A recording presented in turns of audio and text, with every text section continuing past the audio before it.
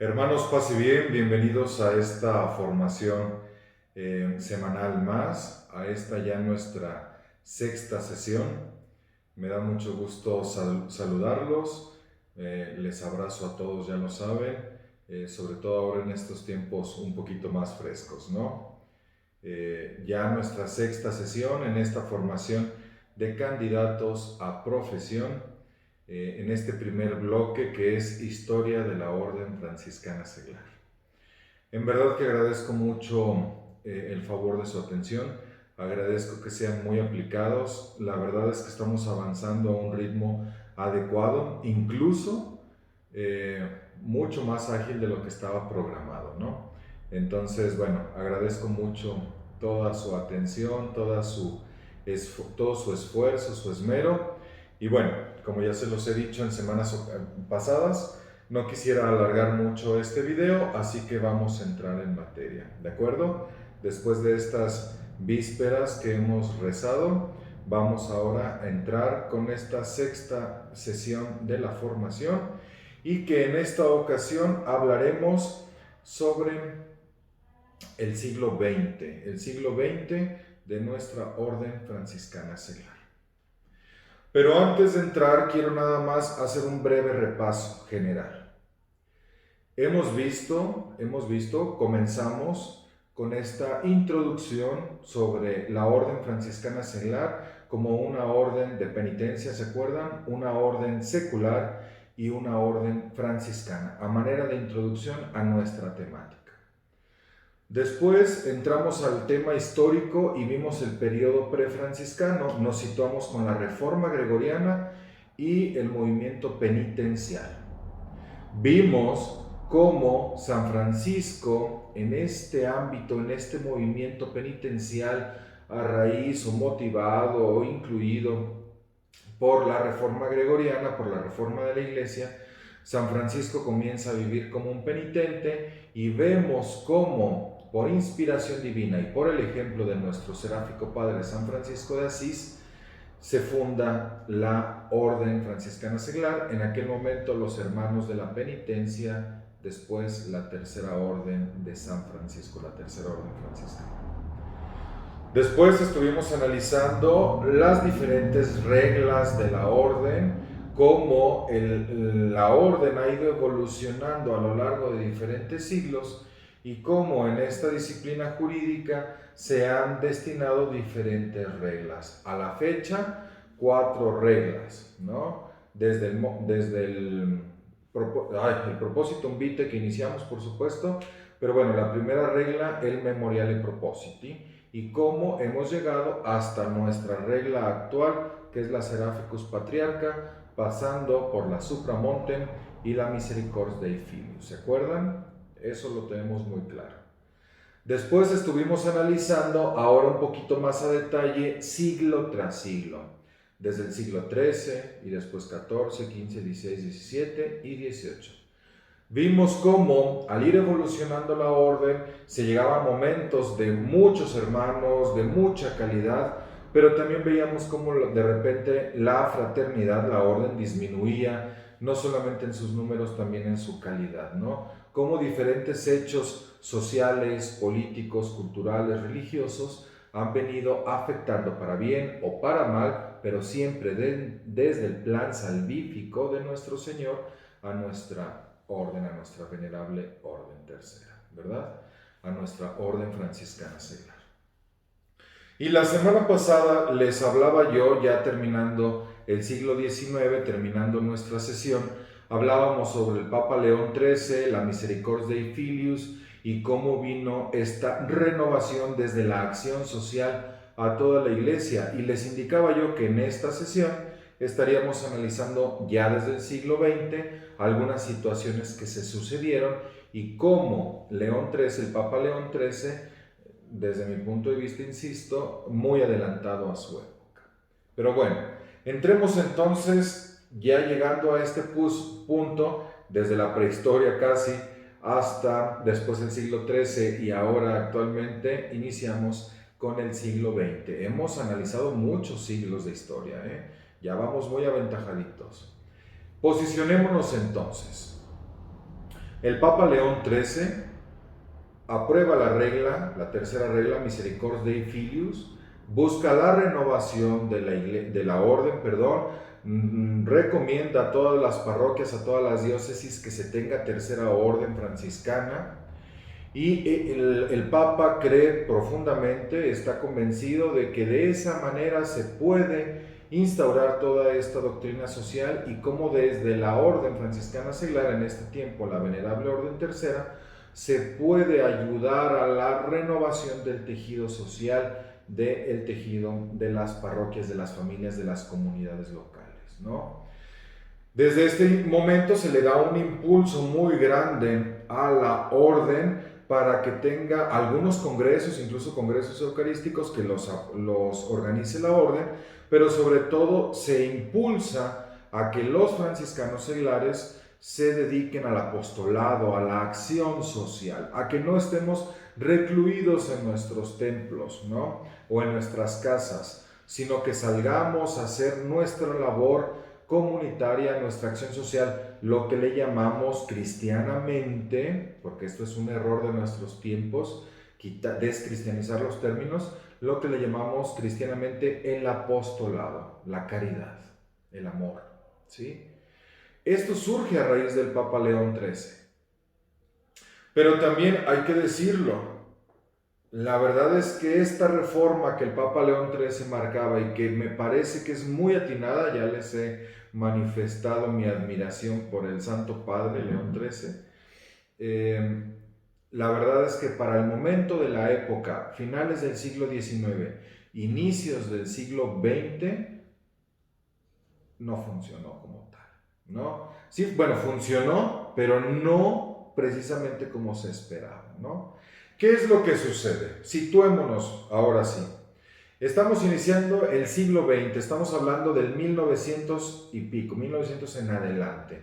Estamos hablando de principios del siglo, el Papa León XIII fallece, llega San Pío X, un papa de maravilla, santo, San Pío X, pero San Pío X, y lo hemos visto en nuestro material de estudio, regresa o renueva, insiste en que los apostolados, la acción social, la actividad de la tercera orden, incluso los congresos internacionales de la orden, ya no estén organizados por la tercera orden, y los regresa a que la primera orden y la TOR los organicen.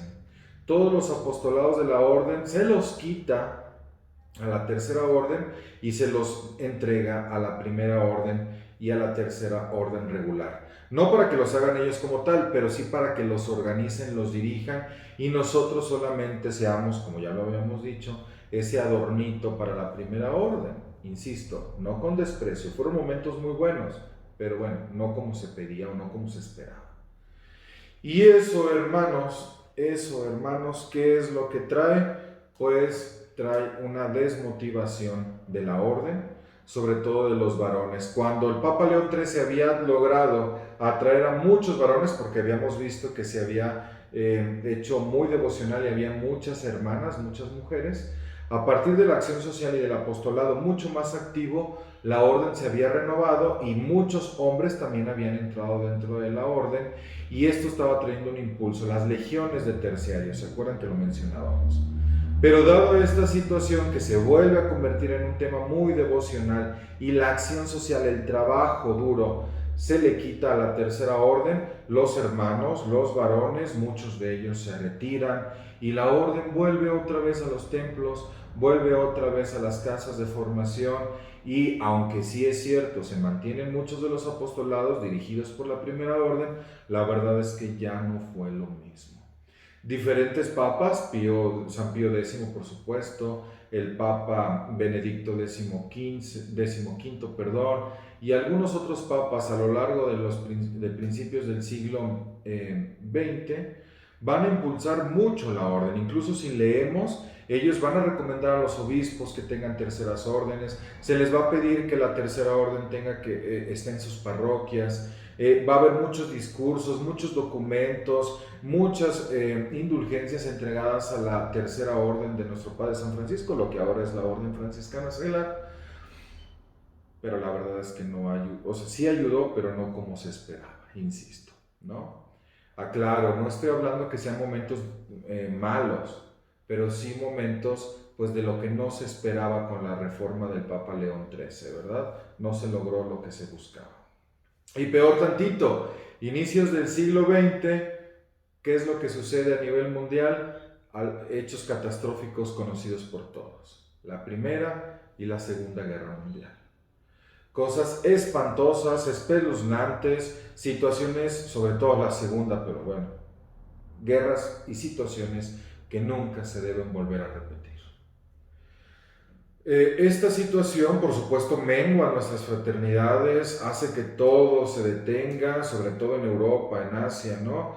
Mientras que en América todavía podemos seguir, pero bueno, aquí en nuestro país, después de la Segunda Guerra Mundial, tendremos la persecución religiosa y también serán situaciones muy complejas, perdón, muy complicadas, situaciones adversas para todos, para todos. Y en México, especialmente para los cristianos, ¿no? Y para nosotros como franciscanos, pues no somos la excepción. Por supuesto que después de este impulso de los papas, esta situación más devocional, pues viene a decaer con la Primera, con la Segunda Guerra Mundial y con todos los conflictos bélicos que se dieron a lo largo de la primera mitad del siglo XX. Pero también es cierto que a raíz de estas guerras mundiales y de la renovación, del impulso que se traía en el mundo una vez terminadas las guerras, esto de la concordia mundial, esto de estar más unidos, esto de estar más al pendiente, porque era algo que se traía después de la Segunda Guerra Mundial, es cuando nace la ONU y otras organizaciones de cooperación. La verdad es que a nivel familiar, a nivel social, sociocultural, también existe esta necesidad de renovación, esta necesidad de volver a ser más humanitarios, por supuesto más caritativos, ¿no? Ya se trae eso, ya se busca eso, y eso también va a venir a reflejarse en nuestra orden franciscana seglar y cómo se busca que haya ese nuevo impulso para todos nosotros, ¿sí? Solamente decirles que, bueno, lo van a leer también aquí, esto como dato cultural, que la primera orden y la tercera orden regular mucho tuvieron que ver en esta situación de debilitamiento de la fraternidad o de la orden franciscana seglar, cuando empiezan a sustituir a las terceras órdenes, a la orden franciscana seglar, por la acción católica. Cosa con la cual no estamos peleados, ¿no? No es que seamos enemigos, nada por el estilo, pero se empieza a sustituir a la orden con la acción católica y entonces la orden también empieza a disminuir y a menguar muchísimo, ¿no? Solamente para que lo tengamos ahí como dato cultural, es una de las situaciones que afectaron mucho este tránsito de la acción social a volvernos obras pías y devocionales, porque mucho del apostolado de parte de los frailes y de la tercera orden regular, que también son frailes, se mandaron a la acción social, que por cierto surge de la orden franciscana seglar, ¿no? Pero bueno, son cosas que sucedieron en su momento. Hay que decirlo entonces, después de la Segunda Guerra y en este ámbito de querer hacer la renovación de la orden, los ministros generales de las diferentes obediencias, ya lo hemos dicho, los frailes conventuales, los que se llamaban antes observantes, que son los que están aquí en Basílica, ¿no? Los capuchinos y la tercera orden regular, se reúnen los 4 ministros generales de estas obediencias y ellos deciden, para darle un impulso a la orden y buscar que se pueda cumplir con lo que la iglesia espera de la orden, de la tercera orden, crean ellos el primer Consejo Internacional, un estatuto para un Consejo Internacional de la Tercera Orden de San Francisco de Asís, que después para usos comunes se le conoce como el capítulo de la Tercera Orden, y esto está conformado por 4 frailes, ¿no? Cada obediencia nombra a un comisario general, lo que ahora le llamamos asistentes espirituales. Es un comisario general, es decir, es un padre, un fraile designado por estas 4 obediencias, que ellos 4 se reúnen y ellos forman lo que en ese momento se llamará el capítulo general de la Tercera Orden o el Consejo Internacional de la Tercera Orden de San Francisco de Asís. Hermanos, esto es importante y hago un hincapié en esto porque hasta la fecha, según lo hemos visto y según lo pueden recordar ustedes, no existía una organización como tal de las fraternidades de la Tercera Orden, sino que existían fraternidades locales dirigidas por los frailes y nada más, con su consejo local, su discretorio local, con su ministro y sus discretos, pero no existían ni consejos regionales, ni nacionales, ni internacionales. Este es el primer consejo internacional, capítulo internacional, al que conoceremos y que, por cierto, miren ustedes, no está formado por seglares, por hermanos nuestros, sino por hermanos frailes que dirigían a la orden. Este es el primer acercamiento. Estos 4 frailes, comisarios generales, que van a conformar este capítulo de la Tercera Orden, ellos analizan la estructura, analizan la vida de la orden, la situación de la orden. Estamos hablando del año 1946. Y ellos le solicitan a los ministros generales de la orden, checando que la regla del Papa León XIII, que por cierto no tenía tantos años, era un poco raquítica o muy raquítica para los momentos históricos que se vivían y que se necesitaba una nueva regla o una renovación de la regla y unas constituciones generales que dijeran, ampliaran e interpretaran lo que la regla nos estaba pidiendo.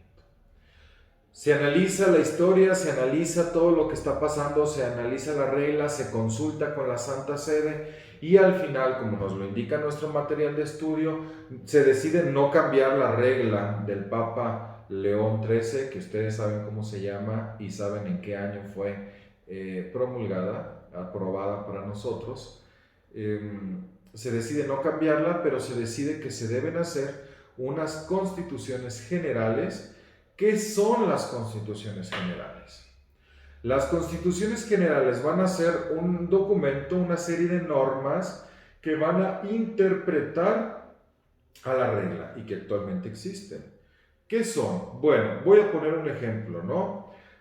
La regla, por ejemplo, va a decir, los hermanos franciscanos seglares se comprometen bajo la profesión a vivir el Evangelio.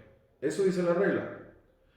Y uno se podrá preguntar, ¿y qué es la profesión? ¿A quién se le da la profesión? ¿Cómo se da la profesión? ¿Cómo se vive el Evangelio? ¿Cómo se debe buscar vivir el Evangelio? Muy bien.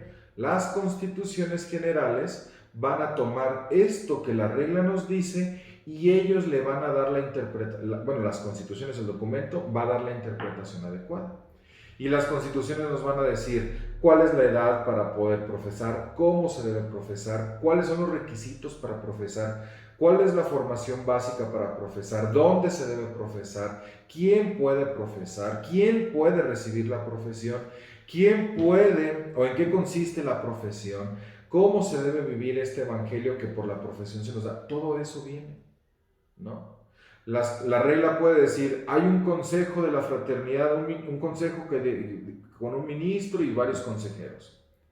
Oye, pero ¿cómo se eligen los consejos, los ministros? ¿Cómo están conformados? ¿Quiénes pueden pertenecer? Todo eso, las constituciones generales van a interpretar la regla y van a hacer una serie de normas que también nos lo van a decir. ¿Se acuerdan? Las constituciones generales es un tema que nosotros vamos a tratar en el tercer bloque. Ahorita estamos en el primer bloque, el segundo será regla, la Santa Regla, y el tercer bloque será constituciones generales y ritual de la Orden Franciscana Seglar. Quiero que quede claro qué son las constituciones generales, que sería algo así como un estatuto, si le podemos llamar, pero bueno, el nombre son constituciones generales. Pues bueno, este Consejo Internacional, este capítulo, después de consultarlo y todo, la decisión es, necesitamos unas constituciones que interpreten y apliquen la regla del Papa León XIII. Ya les iba a decir el nombre y la fecha, pero ustedes lo saben.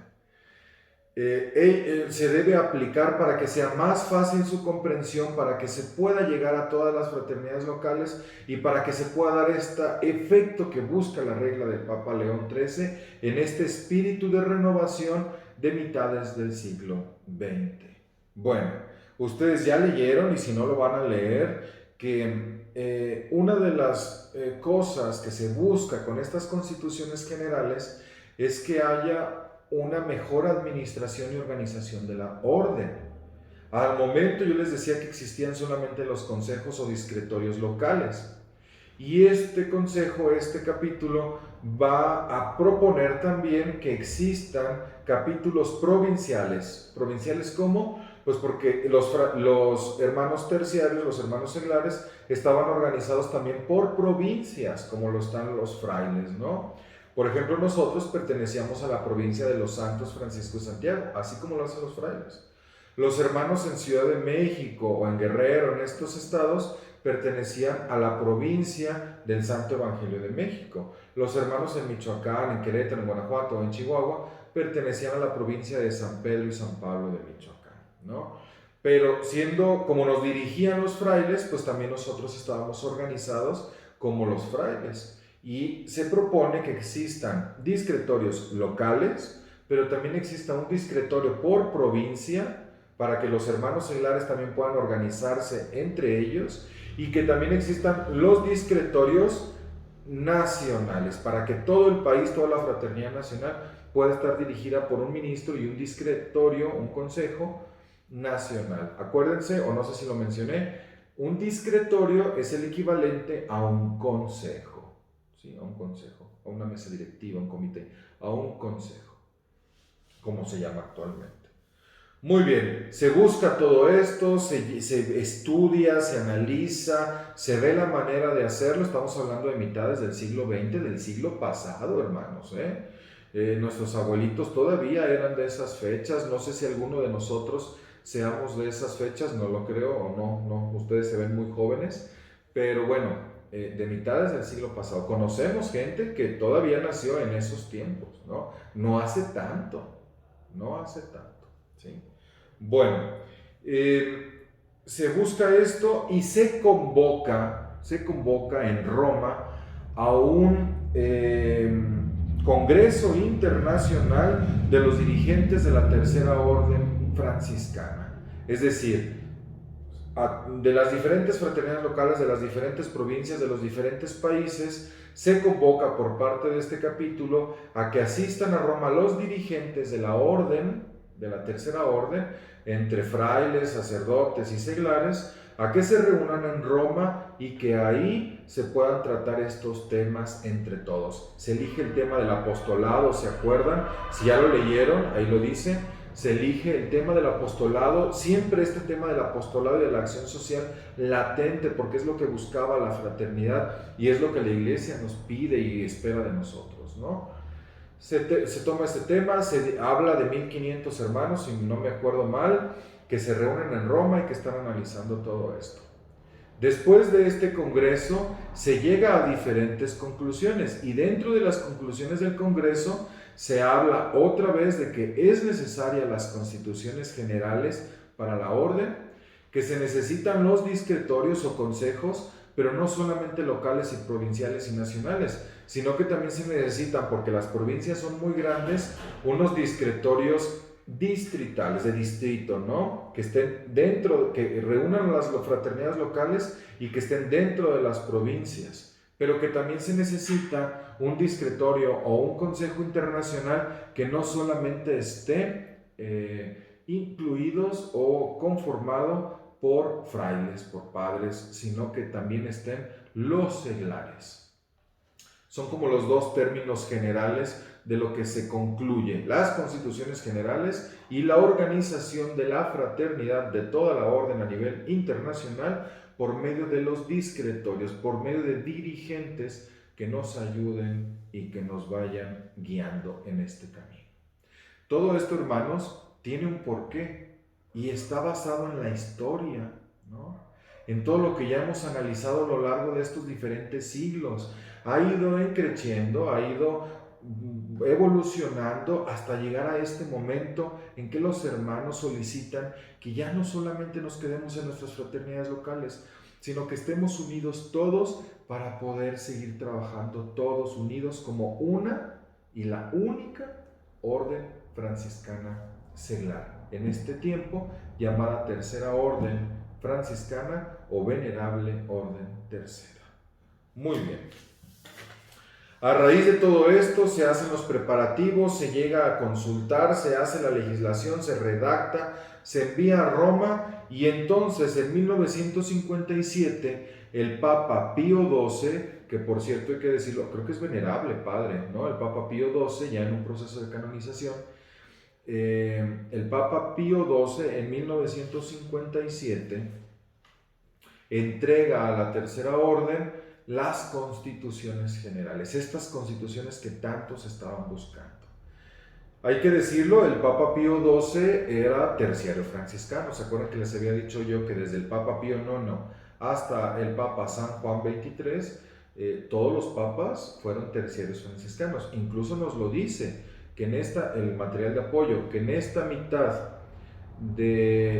o en este tiempo, en este momento del siglo XX, nacen las fraternidades sacerdotales, es decir, fraternidades de sacerdotes franciscanos seglares y que son solamente sacerdotes, ¿no? Que pueden serlo porque son seculares, ¿no? Ya lo habíamos dicho cuando hablamos del término de la orden como secular, ¿no? Los sacerdotes que son seculares se reúnen en fraternidades y ellos lo hacen, ¿no? Incluso se habla de que el Papa Pío XII, cuando era sacerdote, obispo y cardenal, fue presidente ministro de una de estas fraternidades sacerdotales. Es decir, el Papa Pío XII es terciario, es franciscano seglar, sabe la riqueza que existe en la orden, sabe las necesidades, escucha al Congreso y al Consejo Internacional y entrega, después de toda la redacción y legislación, estas constituciones de 1957, que sobre todo lo que buscaban era darle un mayor impulso a la orden en estos tiempos de renovación que se estaban dando. ¿Sí? Son muy buenas estas constituciones, aplican muy bien en esos tiempos lo que el Papa León XIII con la Misericordiae Filius buscaba. Muy buenos. El Papa Pío XII, venerable padre, también un santazo, un papa extraordinario. A mí en lo particular, sus documentos, sus encíclicas, sus exhortaciones son muy buenas, en verdad que son enriquecedoras. Pero bueno, hermanos, en 1957, ¿qué pasa justo después? Muere el Papa Pío XII, llega el Papa San Juan XXIII y sucede este hecho importantísimo en la vida de la Iglesia, en esta búsqueda de la renovación, en esta búsqueda de la Iglesia en estos tiempos, de esta nueva primavera, y se convoca el Concilio Vaticano II. Este Concilio Vaticano II que lo inicia el Papa San Juan XXIII, pero lo termina el Papa San Pablo VI, y que va a traer un cambio inmensamente gigantesco a toda la Iglesia, incluido nosotros como Orden Franciscana Seglar. Y estas constituciones generales de 1957 y la regla del Papa León XIII, la Misericordiae Filius, ya no van a ser pues tan actuales, ya se van a ver menguadas por el Concilio Vaticano II y va a ser necesaria una nueva, valga la redundancia, una nueva renovación, una más, otra renovación, y volvemos a empezar. Todos estos esfuerzos no son en vano, nos fueron llevando hacia algo positivo que después estudiaremos y que ya conocemos, ¿no? Quiero también hacer énfasis en cómo la orden se fue adelantando, incluso el Concilio Vaticano II, ¿no? La orden ya traía este proceso de renovación, esta necesidad, logra esas constituciones generales en 1957, después viene el grande concilio, el Santo Concilio Vaticano II, y pues bueno, entramos todos en una etapa de renovación, ¿no? Recuerden ustedes que el Concilio Vaticano II impulsa mucho a los laicos. Habla sobre cómo los laicos deben tomar su papel dentro de la iglesia, y no solamente los sacerdotes, sino que también, o religiosos, sino que también los laicos, en nuestro caso los seglares, debemos también formar parte de la vida de la iglesia. El Concilio Vaticano II va a traer grandes cambios, ¿no? La lengua vernácula, la renovación de los ritos, Va a haber el breviario, ¿no? Documentos maravillosos, ¿no? Entre ellos a nosotros nos incumbe mucho la Lumen Gentium, ¿no? Que es especial para los laicos, un documento especial que se dedica en particular a la vida y acción, al ser y al quehacer de los laicos donde nosotros entramos, ¿sí? Muy bien, viene el Concilio Vaticano II, viene la renovación y pues necesita también renovar a la Tercera Orden. Nuestro material de estudio, que recuerden ustedes que es el Manual para la Asistencia Espiritual, bueno, para la asistencia de la OFS y la JUFRA, entregado por la Conferencia de Asistentes Espirituales de la Orden Franciscana Celar, dentro del CIOPS, nos entrega o nos dice que el padre, reverendo padre Fray Jaime Zudaire, que muchos años fue asistente general de la Orden Franciscana Celar, un varón excepcional, un fraile capuchino dedicado por completo a la asistencia, a la buena entrega, a la santidad de los franciscanos seglares. Él, en alguna publicación que da, nos indica cuáles fueron las guías del Concilio Vaticano II que tuvieron el mayor impacto en la Tercera Orden Franciscana Seglar y por qué motivaron la renovación de toda la orden. ¿Por qué? Porque motivaron una nueva regla y motivaron unas nuevas constituciones generales que a la fecha siguen vigentes. El padre Fray Jaime Zudaire, en gloria esté, tan santo el padre, nos enumera, y me voy a permitir leerles de manera rápida, ustedes lo pueden checar ahí. Antes de iniciar el punto número 7, ahí viene lo que enumera el padre de las guías conciliares que trajeron la renovación. Número 1, el Concilio Vaticano II llama a renovarse, llama a que regresemos a las fuentes y que estemos con un corazón abierto a las nuevas instancias de la sociedad y de la Iglesia, ¿no? Esta renovación, este llamado del concilio, la renovación y a regresar a los orígenes y a que estemos con el corazón abierto a las nuevas instancias de la sociedad y de la Iglesia. Por supuesto, esto es primordial, ¿no? La teología sobre la Iglesia, el pueblo de Dios y la comunión, eso también lo manda y lo llama el Concilio Vaticano II. El capítulo 5 de la Lumen Gentium, que es la que yo les decía, que habla sobre la vocación universal a la santidad, la vocación de todos, la vocación universal a la santidad. Esto superó ciertos condicionamientos monásticos en la presentación de los consejos evangélicos, la pobreza, la obediencia y la castidad, ¿no? De esta manera ha ayudado o ayudó a superar las dificultades incluidas en la expresión religiosos en el mundo y a presentar la vocación de los laicos franciscanos a la perfección, no como religiosos en el mundo, sino como verdaderos seglares, ¿no? Es la Lumen Gentium, ojalá en algún momento, si ya la estudiaron, ustedes deben conocer esto, y si no, en algún momento ojalá tengan la oportunidad de leerla. Los documentos conciliares son preciosos, preciosos. Podemos descubrir muchas cosas que a la fecha se nos han enseñado o se nos han dicho y que no son reales.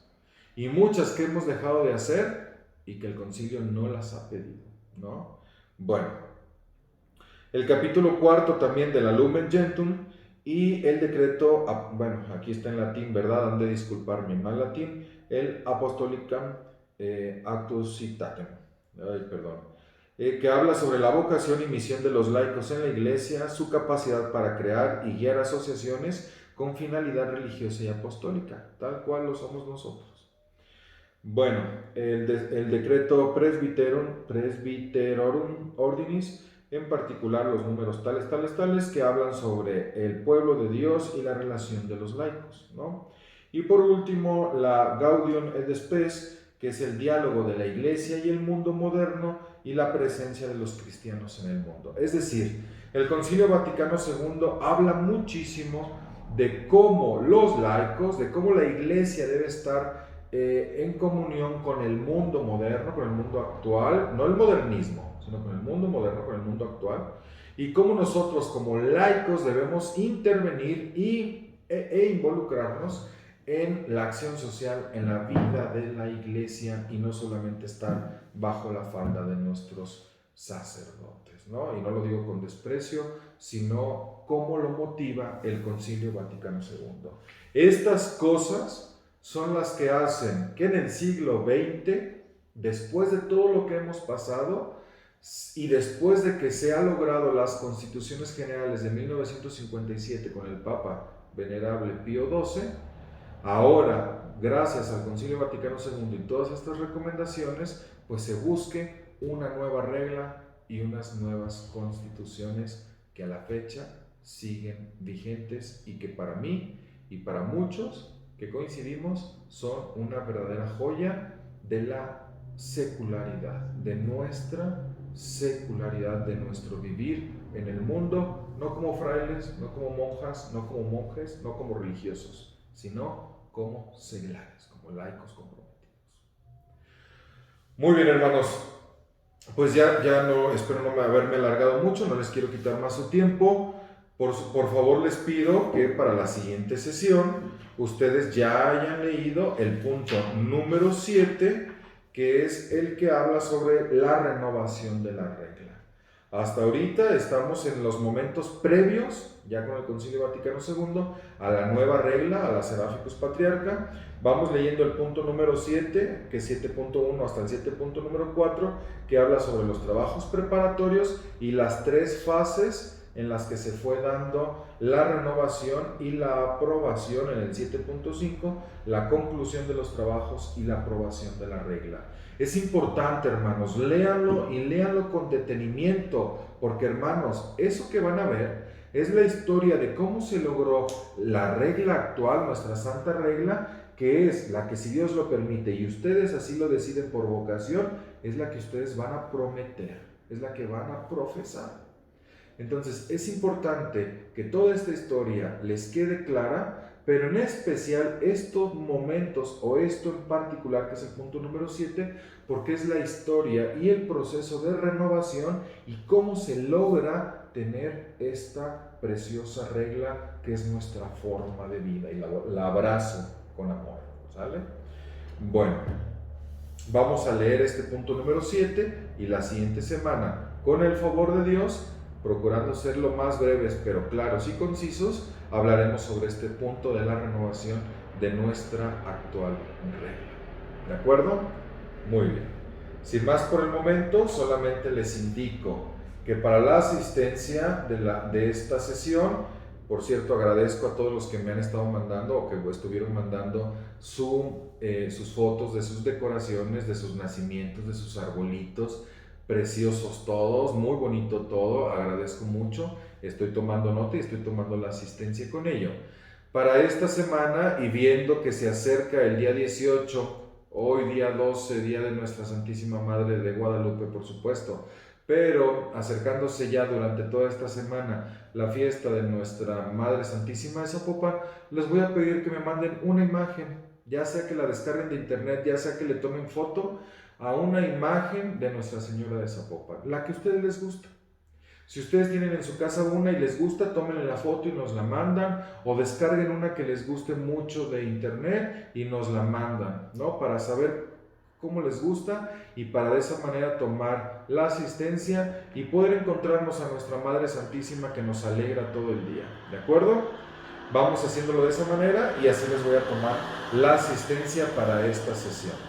Espero no aburrirlos mucho, ya saben, si de repente suena un poquito tedioso y son muchos términos y mi voz les cansa y les aburre, o mi presencia, entonces pónganle pause, vayan, distráiganse, cómanse un churro, un chocolatito, un champurrado y después volvemos y retomamos nuestra formación, ¿de acuerdo? Es la ventaja de que nuestra formación sea digital, si no me tendrían que estar soportando ahí sentados en una silla durante varios minutos o 40 y tantos que duró el de la semana pasada, ¿no? Bueno, agradezco mucho el favor de su atención, les mando un fuerte abrazo, seguimos en comunicación, en contacto, pero sobre todo unidos en la oración. Nos encomendamos a nuestra Madre del Cielo y por supuesto a nuestro santo patrón, San Roque de Montpellier. Oh Señora mía, oh Madre mía, yo me ofrezco enteramente a ti, y en prueba de mi filial afecto te consagro en esta tarde y para siempre mis ojos, mis oídos, mi lengua, mi corazón, en una palabra todo mi ser, ya que soy todo tuyo, Madre de bondad, guárdame, defiéndeme como cosa y posesión tuya. Amén. Dulce Madre, no te alejes, tu vista de nosotros no apartes, ven con nosotros a todas partes, y solos nunca nos dejes. Ya que nos proteges tanto como verdadera Madre, haz que nos bendiga el Padre, el Hijo y el Espíritu Santo. Amén. Santa María de Guadalupe, augusta Reina de México, salva nuestra patria y conserva nuestra fe. San Roque de Montpellier, ruega por nosotros. Paz y bien, hermanos, cuídense mucho. Y bueno, se inician las posadas, los rosarios y las posadas en esta semana. Cuídense mucho y cómanse pues sus dulcecitos, sus colaciones, sus tejocotes. Un abrazo, paz y bien.